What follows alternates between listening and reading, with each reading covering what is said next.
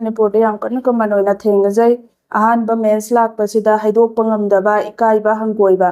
ꯑꯗꯣ ꯁꯤꯒꯤ ꯂꯩꯇꯅꯕ ꯃꯥꯒꯤ ꯃꯃꯥꯁꯤꯅ ꯃꯔꯨ ꯑꯣꯏꯅ ꯍꯥꯏꯗꯤ ꯃꯆꯥꯅꯨꯄꯤꯁꯤꯗ ꯍꯥꯏꯗꯤ ꯀꯝꯃꯨꯅꯤꯀꯦꯁꯟꯗꯣ ꯍꯥꯟꯅ ꯂꯥꯛꯇ꯭ꯔꯤꯉꯩꯗꯒꯤ ꯍꯧꯅ ꯆꯍꯤ 10-11 ꯁꯨꯔꯛꯄꯁꯤꯗ ꯁꯤꯁꯤꯗ ꯂꯥꯛꯄ ꯃꯇꯝꯅꯤ ꯁꯤ ꯅꯣꯔꯃꯦꯜꯅꯤ ꯁꯤꯗ ꯂꯥꯛꯄꯁꯤ ꯆꯍꯤ 11 ꯅꯠꯇ꯭ꯔꯒ 13 ꯁꯤꯗ ꯂꯥꯛꯀꯅꯤ ꯁꯤꯗ ꯂꯥꯛꯀꯗꯧꯔꯤꯕ ꯁꯤ ꯅꯣꯔꯃꯦꯜꯅꯤ ꯊꯥ ꯈꯨꯗꯤꯡꯒꯤ ꯂꯥꯛꯀꯅꯤ ꯍꯥꯏꯕꯁꯤ ꯃꯉꯣꯟꯗ ओपन ꯑꯣꯏꯅ ꯍꯥꯏꯕꯤꯒꯗꯕꯅꯤ ꯅꯠꯇ꯭ꯔꯗꯤ ꯃꯈꯣꯏ ꯃꯁꯥ ꯃꯇꯣꯝꯇ ꯑꯍꯥꯟꯕ ꯑꯦꯛꯁꯄꯤꯔꯤꯌꯦꯟꯁ ꯑꯣꯏꯕꯁꯤꯗ ꯈꯪꯗꯗꯅ ꯍꯥꯏꯗꯣꯛꯄ ꯉꯝꯗꯗꯅ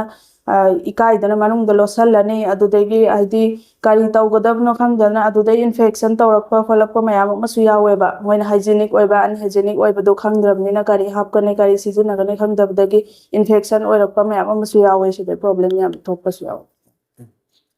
अदो ममासिना मरु ओइना कम्युनिकेशन ममासिको पाउ फाउनगदबनेबा हाइदि इसान हाइदि सिगी प्रॉब्लम सि कॉमन ओइ सिगी सि नॉर्मल ओइबनी नुपी अमगी पुनसिदा सिसि याम दरकार ओइब पोटनी हाबिसे अदो हाइगदबने फिजियोलॉजिकल ने हाबिसे हाइ तकपीगदबने ममासिनि मरु okay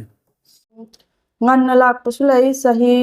10 dagina 13 years foda laibako ado karigumba 13 years ki matung hobada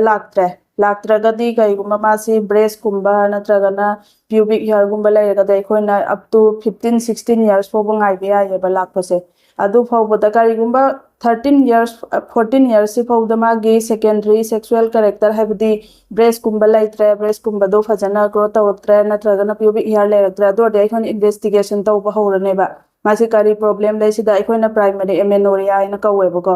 aidi mes amuk foba laktruba misis ado di sahi de lanthora aba ado masi kari problem lai kari gino hormonal problem lai bra natragana constitutional